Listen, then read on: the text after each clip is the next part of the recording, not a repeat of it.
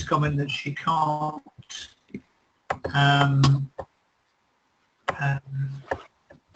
get any sound. So hopefully some sound is coming through now. And if you can't, thank you, Vicky, that's great. Okay, we'll just give it a couple of minutes for other colleagues to join us, and then we'll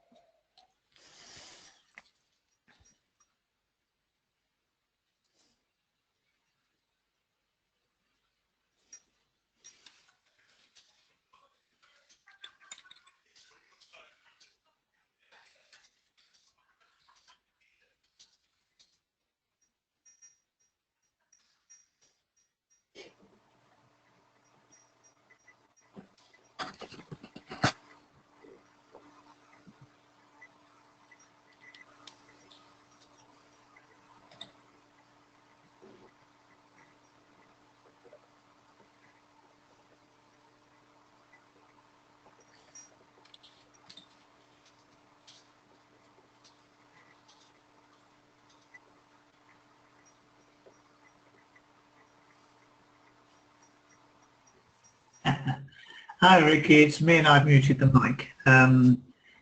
You should be able to tell on that whose microphone is muted, because on the attendees list you get a little microphone which is either grey or green, and you also get a camera.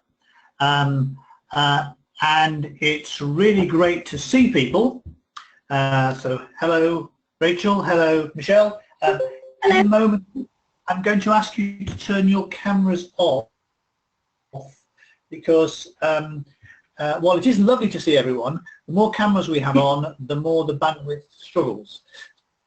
So what I'm going to suggest we do as we set off is to ask you to just turn your cameras off, and in fact we will mute your microphones as well while other colleagues are speaking. Sorry about that. It seems deeply unfriendly to say turn your camera off, but you should be able to do that on the screen, probably by pressing the little cross at the top right of your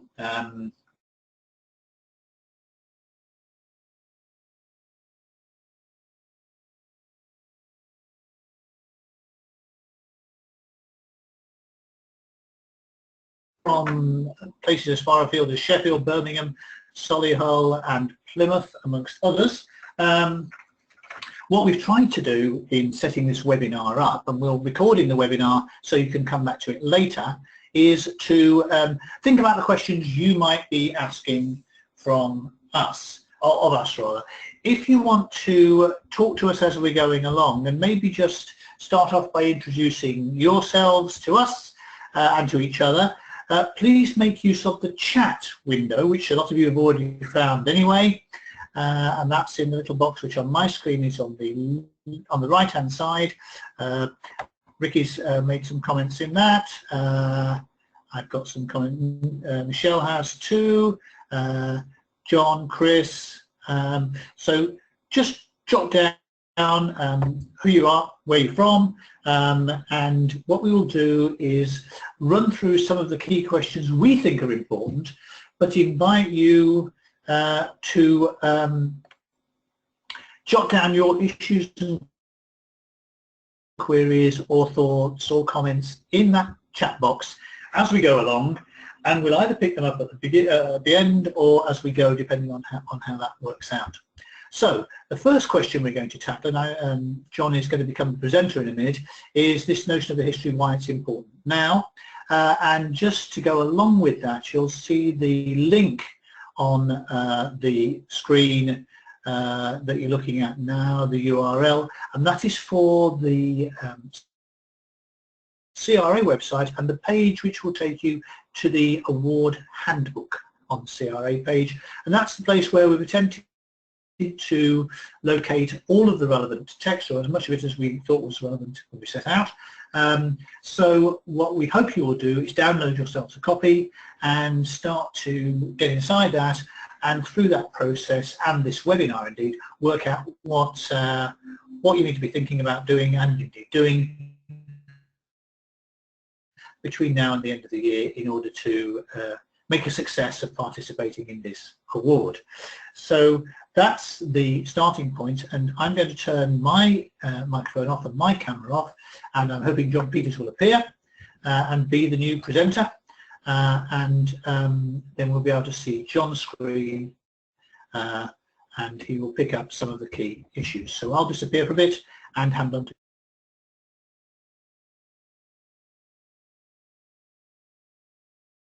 Okay, folks, I hope you can hear and see.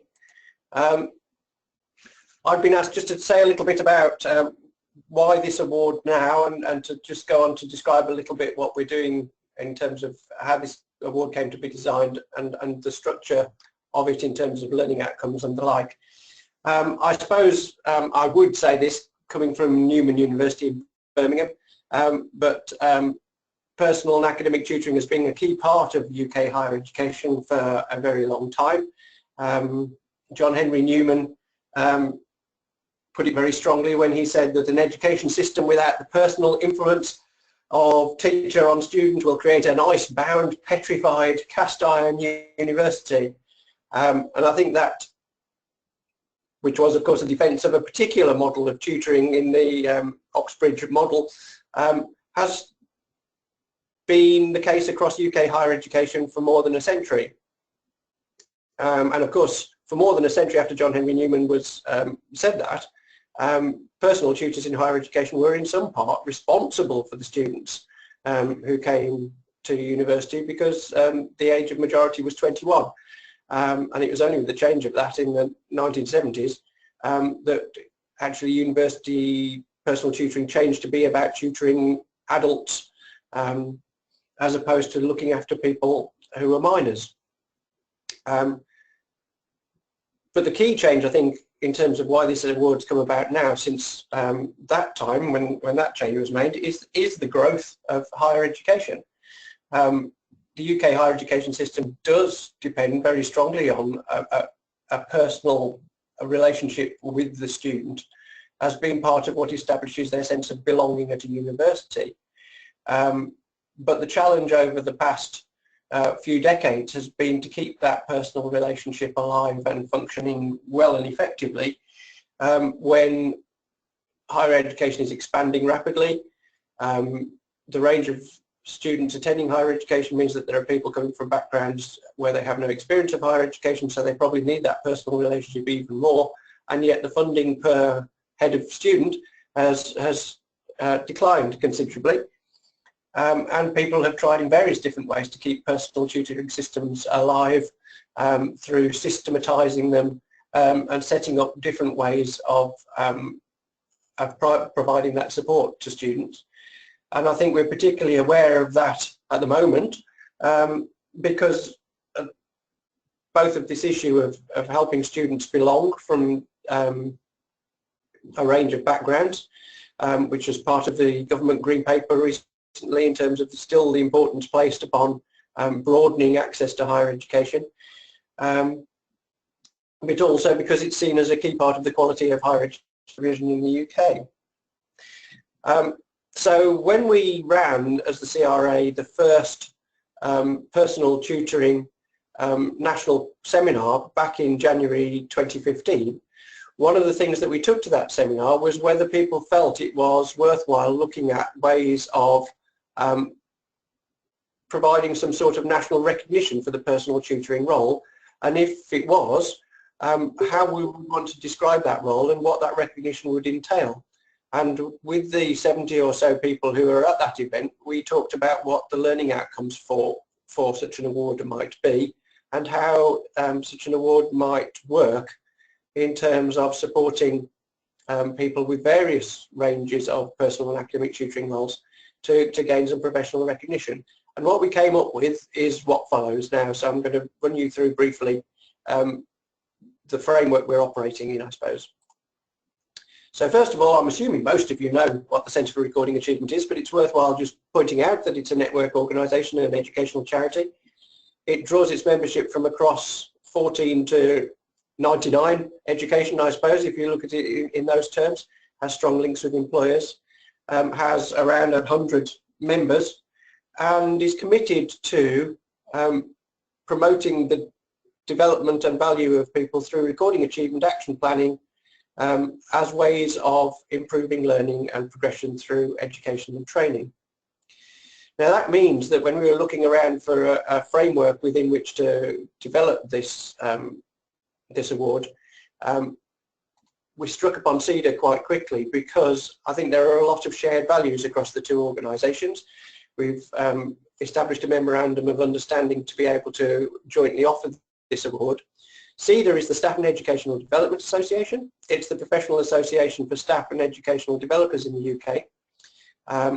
But it was running national accreditation for people teaching and supporting learning in higher education before the Higher Education Academy came into existence. And when the Higher Education Academy came into existence, it moved its provision into this professional development framework that it currently offers. So it too is about advancing education for the benefit of the public, particularly through improving support for learning in higher education.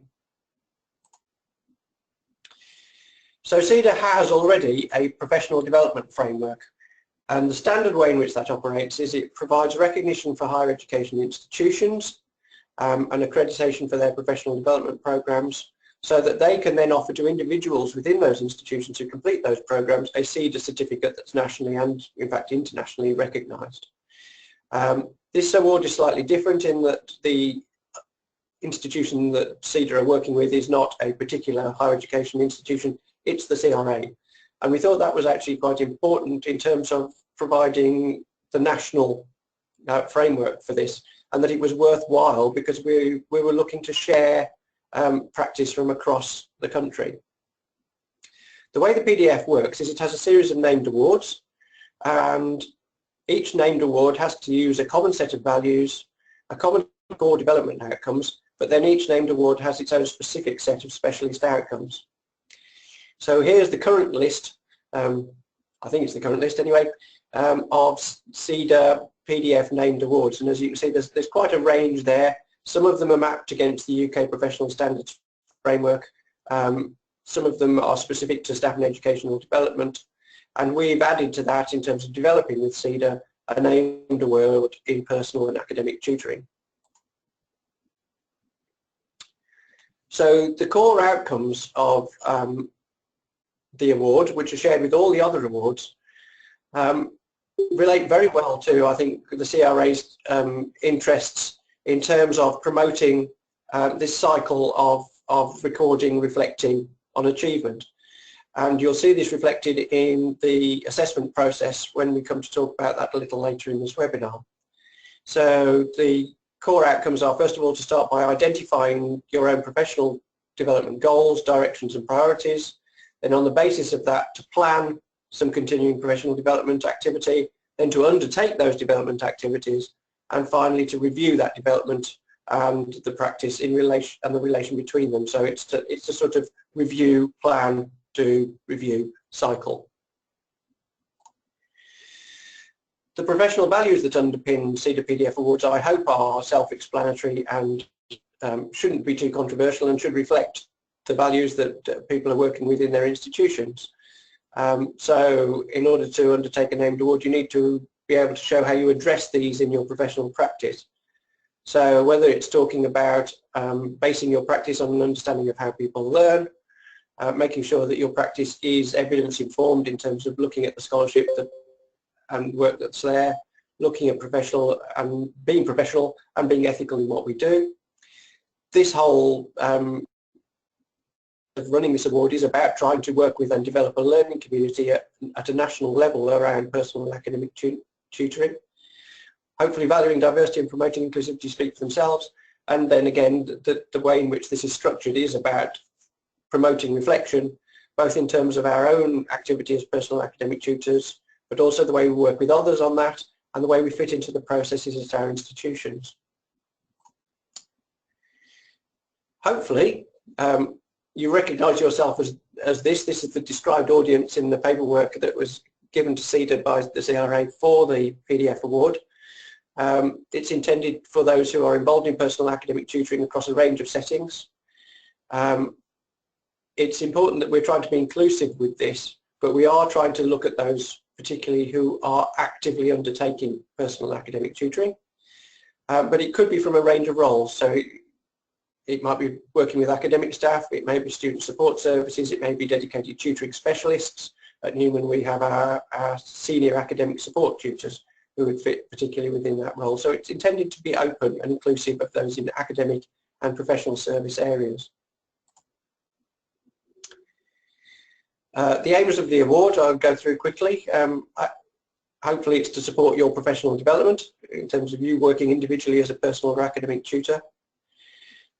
It's to offer some recognition for that with the award of a SEDA certificate on completion of the award, to promote through the process reflection on personal academic tutoring, to support you in developing your practice, but also hopefully impacting positively on the systems and support structures that you work within your situated practice in your setting.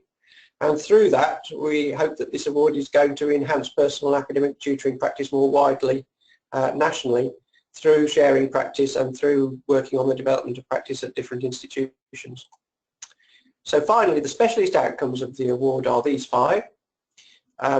This was the result of the consultation at the first national seminar on personal and academic tutoring, and obviously we took ideas away, and this is how we condensed it into a manageable set of outcomes. So first of all, it's important to reflect on the nature and limits of personal academic tutoring in your setting, because I think that's going to be different in different places, and different institutions, different settings have different definitions of the role in terms of the words they use, but also what they mean by those words, even if they use the same words in different settings. So we need to recognise that this is situated practice we're talking about, but that it's valuable, I think, to share the different ways in which personal and academic tutoring are set up and thought about at different institutions.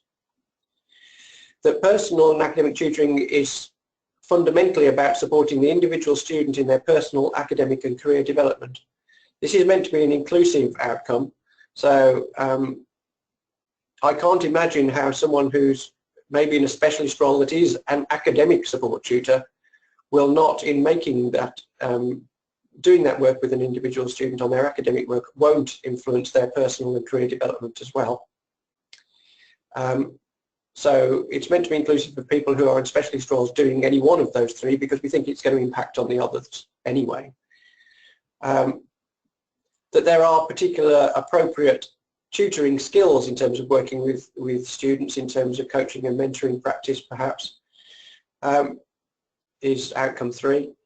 That we recognise that the personal academic tutoring role is often a first point of contact role, so it's about providing advice and guidance to students in and of itself, but then it's also about recognising the boundaries of that role and then being able to direct students on to the broader and wider range of specialist services that are available across the institution, and that was an important thing to make clear in these outcomes. And finally, to make sure that we are evidence informed in what we do in terms of applying relevant research, literature and theory about personal academic tutoring in a way that informs the evaluation and enhancement of our practice. So that's a quick steam through the issues as far as I can see them. I think I'll pass that back now, unless there are any questions at this stage.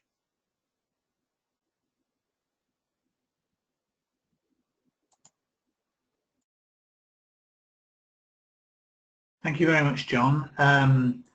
If I just pick it up then in a minute, I'll hand over to Steve, who's going to be talking a little bit more about the assessment dimensions. But it's a complex field. There are various models around, there are various approaches to practice around, and we're wanting to be inclusive. And so what we're trying to do is to set out a framework which I've characterised here as a complicated model, complex model with an individual entitlement. And just to spend a minute or 2 on that, and thinking particularly about people who are registered as individual candidates. If you're registered with us as part of a group which has a local mentor, it'll be a little bit different. But by and large, the majority of people doing the award this time around are doing it as an individual candidate, or perhaps as a group, but with the mentoring provided by the CRA. So just to rattle through these three elements then, we will be letting you know in the next couple of weeks about who your mentor is. Everybody on the programme who's doing the award with us directly has been allocated a tutor mentor, and our job is to work with you, including that bit about feedback. Come back to that in a minute. We're wanting to facilitate collaboration because one of the opportunities in this context is for people to learn and to engage with practice across institutions. SEDA awards are traditionally institutionally specific in terms of how they're offered, and this is something slightly different. So there's a rich learning opportunity here if we get it right. And clearly, as part of the mentoring role, we're going to be talking with you about your portfolio and how that develops so that it measures up to the requirements of the award, and that's an important part of our role too. This is not an award where we're looking to certain group to succeed, another group not to succeed. Our aim is to support each of you to achieve the award, and that through the development of your portfolio as far as we can, given that it's got to be your portfolio. Kath, can you move the slide on for us then, please? Okay, so that's the mentoring support, but there are also other resources, and here we want just to draw your attention to the CRA website, and particularly the tutoring element within that, a range of resources already there, and we want to expand that. So if you know of other valuable resources that we haven't got that you think should feature, please let us know and we will add them. And include your own institution in that. If it's not already there, please don't be backward in coming forward on identifying good practice or interesting practice or policy, because that will be of interest to many. The other dimension on that, in addition to the resources and to the handbook, is the portfolio pages, which will give you some scaffolding through which to record your portfolio entries. And Steve will talk a little bit about the assessment dimension, which those portfolio pages refer to in a moment. And the last bit just reminds us that in the case of institutions where the mentoring support is provided locally, there are still some common reference points, and one of those is this briefing, which we're recording and you can come back to at a later stage if you want to, or people who haven't been here will be able to listen to. Clearly, to access to the website and the portfolio elements in that, and clearly also that notion of giving some feedback so there aren't any nasty surprises at the point where the portfolio is submitted for assessment and for the award. So those are some of the elements that we'll be working towards, and I need to get out of the way now and hand over to Steve and to Janet if she's able to join us. I think there's some connection issues for a minute, who are going to talk through some of the assessment elements that we're going to be concerning ourselves with. So over to you, Steve. Thanks, Rob, and hello from me to everybody. Hello from Janet, who's having a shaky time with her links, hence me. And also to remind people, if you've got any questions, to put them in the chat room as we go. This is a quick description of the assessment tasks that we would like you to complete. Next slide, please, Kath. And it's to repeat what John has said, that this is a review plan, do review model, to stress the importance of its practitioner focused. It's about what you're doing at the moment and what you plan to do differently, rather than looking back at what you might have done in the past. So assessment task 1 is to get us going, is to review, to write an account, a reflective account of your current experiences and the areas covered by the award. Specifically, it looks at your current roles, and as both John and Rob have said, those roles may include roles and descriptions that we've not included here. For example, you might have got personal coaching going on with students, which also would be included. Next slide, please, Kath. And I'll give you a couple of minutes to read the text, which has come straight from the handbook, which is available online.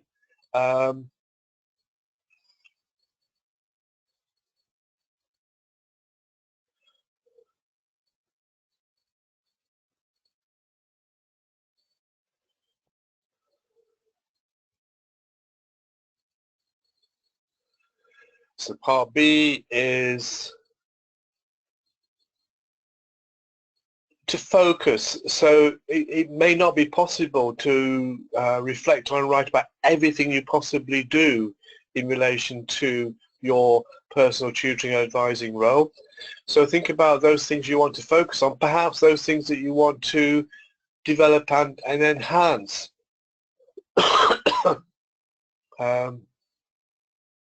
Part C reminds me to remind you that we are looking for a scholarly reflective account, drawing upon the literature and also drawing upon the evidences. John said we were looking to evidence-informed discussions. Next slide, please, Kath. So as we come to the end of task 1, it's to think about your effectiveness and what you might do. So it's being prospective, what you might do to improve your effectiveness. And next slide, please, Kath.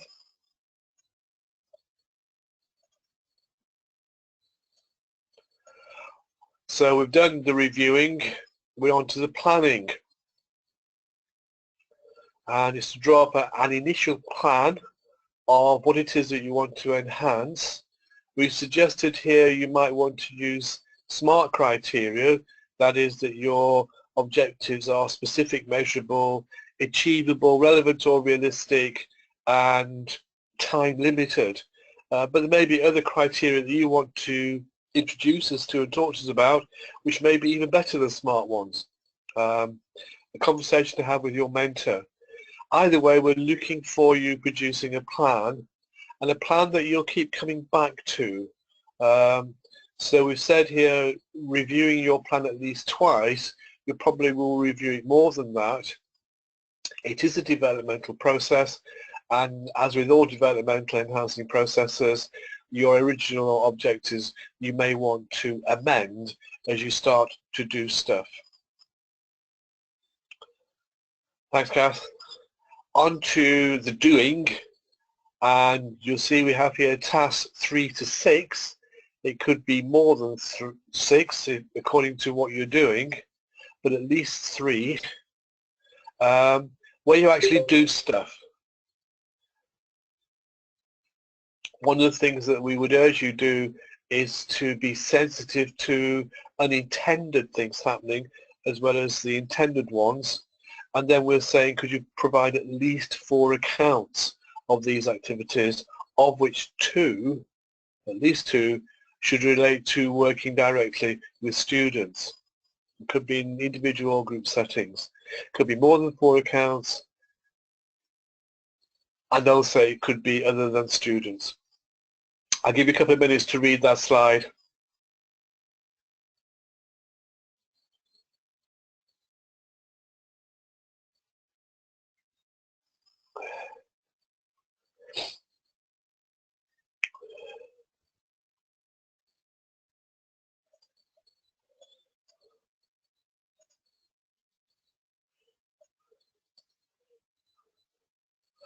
Okay, so these are some of the criteria we're looking for you to demonstrate as you start to relate what it is that you are doing and have done.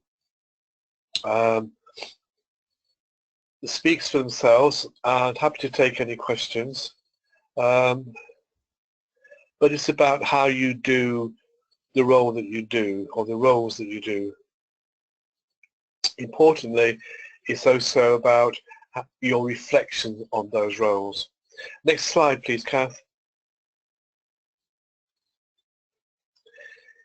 Importantly, your accounts may also include more strategic working that you're doing around personal development, planning, support and advising in terms of institutional strategies and policies, and working with managers in relation to the delivery of student support. Again, we would want you to reflect on what it is that happened, what you did well, and what you would want to do differently next time. And again, being scholarly about it and being evidence informed. Thanks, Kath. Next slide, please. Leading to the final task, before you submit your portfolio, we would like you to do a reflective account which pulls together all of your key learning, and it could be not so much a cut and paste of everything that's gone before, but also a reflection on the reflections. What have you now learned about yourself in doing it, having written about, reflecting about doing it? Reflect on problems that arose and how they were overcome, and describe and assess the degree of personal development achieved. That might include things which didn't work. Hopefully it would. So, as Rob said, we're not about failing people. We're about ensuring that you develop and learn from the process. So if you tried something which didn't work, we want to hear about that as well, and the lessons that you've learned from it not working. There's no such thing as failure, only feedback. Next slide, please, Kath.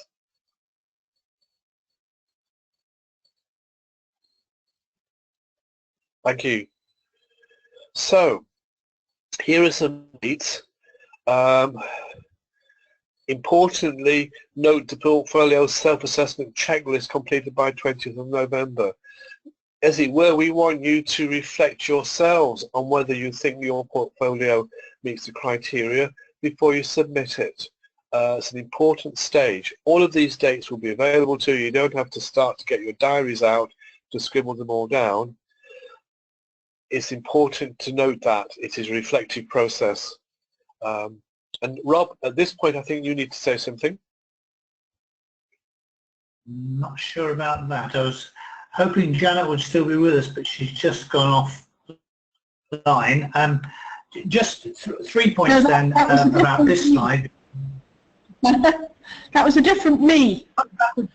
Oh, okay, Janet, in that case, you're with us. That's great. Janet, do you want to say anything about where we're up to so far before I pick up this here? There's more on site. For covering that. That's the only other thing I wanted to add. That's Janet, could you say that again? Because you broke up as you were saying it.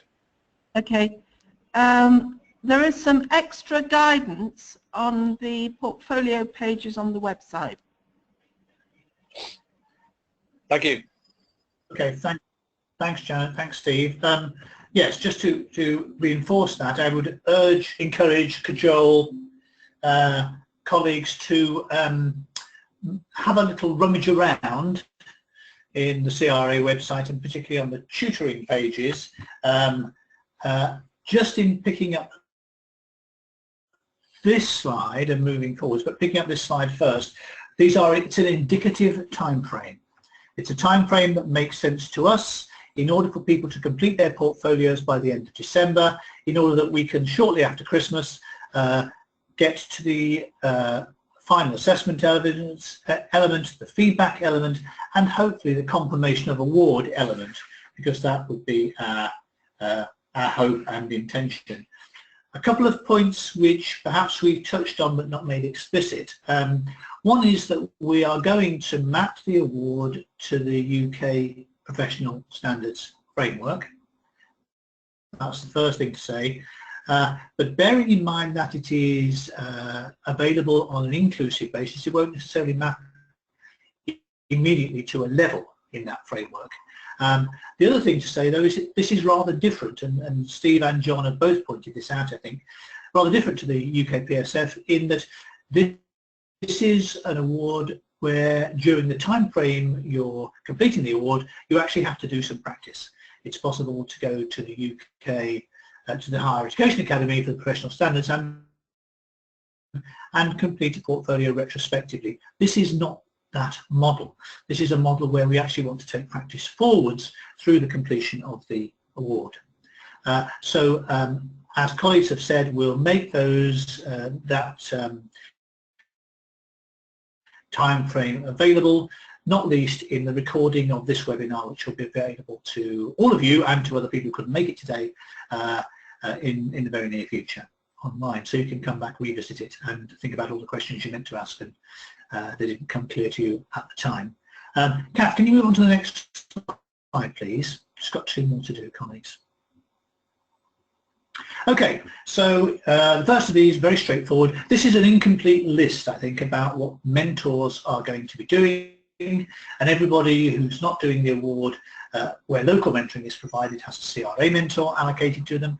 You'll get to know which of us you've got teamed up with in the very near future, and our job, at least some elements of it are down there. We want to support you, and that means that is about engagement, particularly with the assessment task, but also with the process of portfolio building. We're going to be doing some reminding, possibly some progress chasing, but at the end of the day it's your portfolio. But we will nag you a bit. And we're going to be doing some things that facilitate that peer collaboration too. We'll be convening some online opportunities and some individual contacts with colleagues, with our mentees online, so that we can hopefully keep the process moving forwards. And last but by no means least, we're here to provide some feedback on the portfolios you build as those develop, and also to answer questions and deal with particular queries that you might have as your portfolio builds. John made the point, I think, earlier on that we're hoping that the peer collaboration will be useful to everyone in terms of sharing, but one of the things we won't be doing is sharing your practice beyond the group that are involved. So it's a closed group in that kind of sense. And Kath, if you can put the final slide up, that would be really helpful. Okay, so what are we going to do next? Well, we'll complete this webinar, I guess, in about 10 or 15 minutes or so, depending on questions. And then we'll move forwards with 3 kinds of opportunity. The first thing we'll be providing after Easter, we'll set out the date for that, is what we call the first online clinic. And that's for you to come back to us on, not on our agenda, but on your agenda, having maybe looked at the handbook, having visited the CRA website, having looked at the scaffolded portfolio pages, for what we've called here your reflected upon questions. Things that have come up to you as you've got started thinking about how this applies to you. You can come back to that opportunity and talk through any issues that are there for yourselves. The next element is we'll be providing some further online opportunities, and there are 2 of them listed here. The first of those is a follow-on presentation, which I think will be made available by John, which is picking up that notion of, you know, why does this matter now, given the tradition we've had, but also the rapidly changing world. And John's hinted at some of the elements within that in terms of the theme that we're all part of. The second element that we've got listed there has got a direct link into some work that Janet facilitated which are some online institutional perspectives on fresh thinking on tutoring in different institutions, Exeter, Manchester and UCL, and we'll be revisiting and running a further online session to talk through those sorts of perspectives, that sort of thinking, as a way of helping people locate their own practice and policy. And again, we'll make a date for that available. And last but not least, this looks rather like a threat now I read it again. Your mentor will be in touch, so that we know where you live kind of thing. And we do know where you live, but that's another issue. What we're going to do is to let you know in the next week or so who your mentor is. They will be writing out, giving you the opportunity to come back to them immediately, but you will know who they are, and as I said on the previous slide, we'll be nagging, cajoling, feeding back, assessing, supporting, and above all, I hope encouraging you to make the most of the opportunity. In terms of the dates for submissions, the indicative timeline, I think that's reasonably set out there. The first two tasks we're thinking about the middle of May, as I said, and the task that Steve talked about in terms of the do category by the middle of November, and that would give you, we think, a chance to get cracking on quite a bit of stuff, and those are the latest dates removed. So if you're able to do the review and the plan earlier than that and get going, that would be fantastic. I think that's as much as I wanted to say. I think now there's really some time, if you have some questions or some issues that you want to pick up with us, either unmute the mic, which you can do by clicking on, I should imagine it's a red microphone button in the GoToMeeting window, and you can speak to us directly, or type stuff in the chat, and we'll be very happy to respond to that. Now, with the proviso that if you've, if it's just like going to the first induction meeting as a new student, and you've kind of taken it all in, but you're not sure what you want to ask, that's absolutely fine. We'll come back. Thank you, Michelle, for your feedback. That's great. And if you do have further questions, of course, that's what the later sessions are for. But I'll turn off my mic now, and I'll give you the chance just and come back either via their own mics or via the chat window. So we'll give it a minute or so and see whether there are issues people want to raise at this.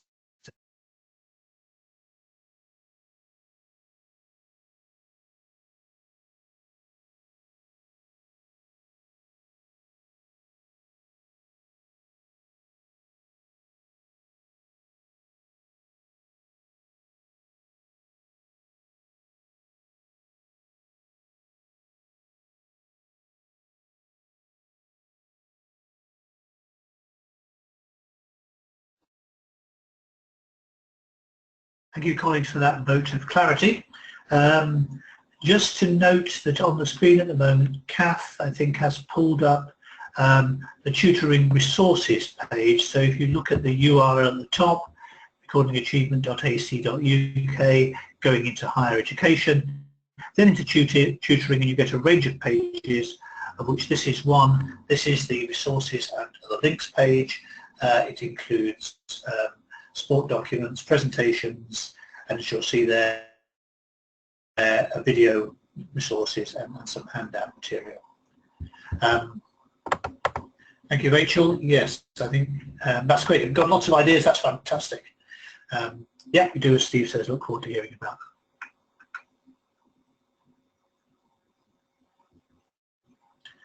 Kath's just pulled up the handbook. At the top of the page, higher education link.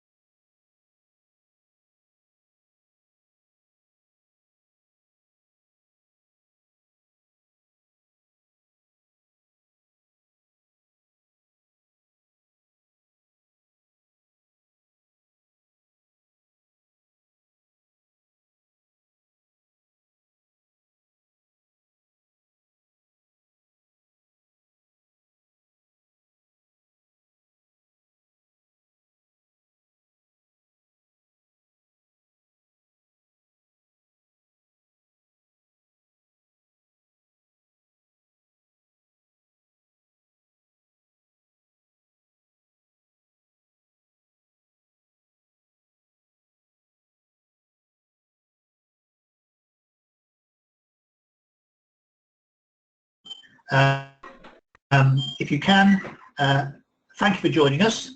If you can't, I'll type it in the chat box. Okay, thanks, Steve. Thank you for joining us. We look forward to working with each and every one of you in the next period of time till the end of the calendar year, and actually to learning some stuff about what you're doing and what's feasible in terms of improving practice, supporting our students and their development, which hopefully is the business we're all in.